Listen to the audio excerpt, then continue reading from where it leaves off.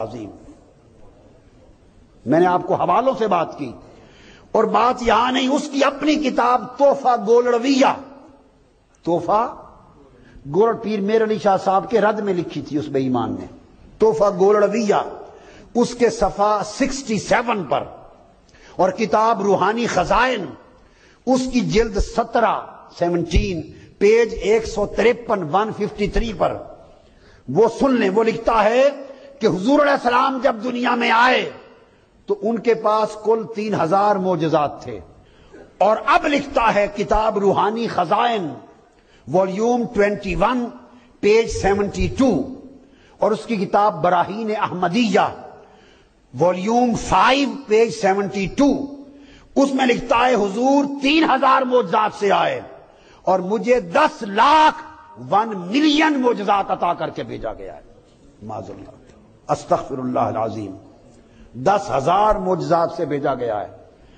پھر وہ بے ایمان لکھتا ہے روحانی خزائن والیوم 16 پیج 275، وہ کہتا ہے جب محمد مصطفیٰ پہلے مبعوث ہوئے اس وقت ان کی مثال پہلی رات کے چاند کی طرح تھی، اور میں جب آیا ہوں تو میری مثال 14ویں رات کے کامل چاند کی طرح.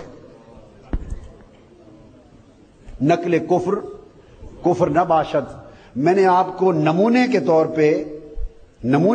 پہ یہ چیزیں بتا دی، نمونے کے طور پر، اور بتانا مقصود اس لیے تھا تاکہ آپ کو یہ پتہ رہے کہ ایک طرف یہ دعوے ایک طرف یہ دعوے. کوئی آپ سے داؤ پیچ کرنا چاہے تو آپ اس کی گرفت میں دھوکے میں نہ آ سکیں. یہ 12 اس کے ترتیب باب دعووں کی ایک پوری لسٹ میں نے آپ کو دی. اور اب جو بیسک اس کے 2 پرابلم ذہن میں رکھ لیں گفتگو ختم کرنے کے لیے. آخری نقطہ ذہن میں رکھ لیں کہ کوئی نبی دنیا میں نہیں آیا، میں ریفرنسز کی طرف نہیں جاتا، نبی کبھی دنیا میں کسی سے نہیں پڑھتا. وہ بیان کرتا ہے کہ میں نے، چونکہ معاذ اللہ استغفر اللہ میں نبی ہوں، لہذا میں نے دین کسی سے نہیں پڑھا، میں نے دین کسی سے، میرا کوئی استاد نہیں، میں نے براہ راست اللہ سے پڑھا ہے، براہ راست اللہ سے پڑھا ہے. یہ پورا حوالہ کسی مفسر محدث سے میں نے نہیں پڑھا، اللہ سے پڑھا ہے. اس کی کتاب ایام الصلح اور روحانی خزائن جلد 14 صفحہ 394 یہ لکھا ہے.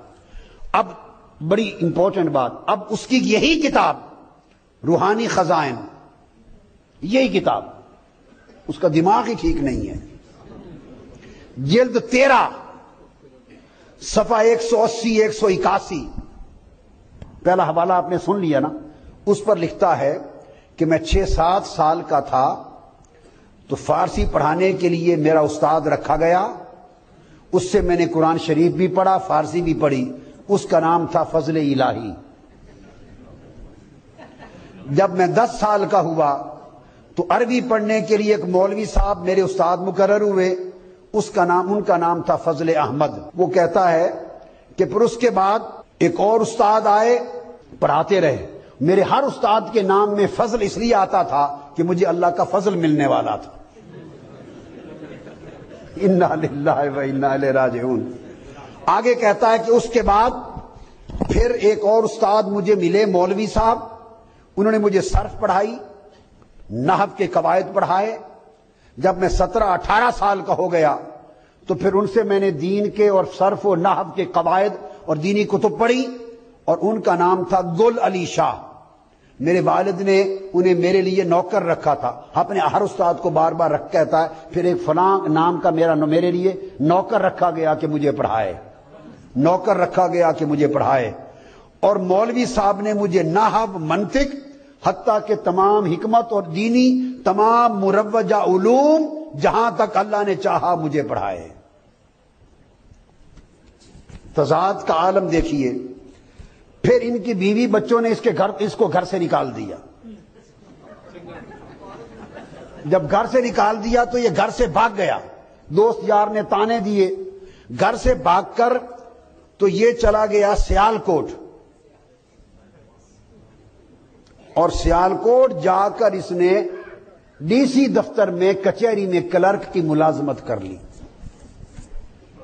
تو یہ نبی بننے سے پہلے ڈی سی کے آفس سیالکوٹ میں کلرک بھی رہ چکے ہیں.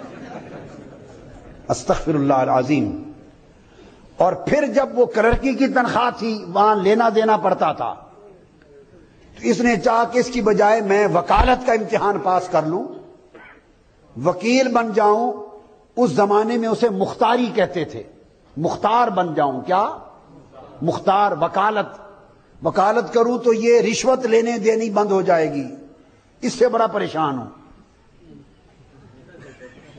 کہ چونکہ نبی بننے والا ہوں لوگ یہ تانا نہ دیں کہ یہ کلرک تھا اور رشوت لیتا رہا ہے مجھ سے, اس لیے چھوڑ دوں, مختاری کا امتحان پاس کروں اور وکیل بن جاؤں. تو کتاب کا حوالہ سن لیں, سیرت المہدی, کوئی بات ریفرنس کے بغیر نہیں.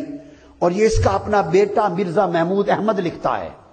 مرزا محمود احمد لکھتا ہے تحفہ شہزادہ ویلز میں, جو گھر سے نکل کر نوکری کر لی سیالکوٹ.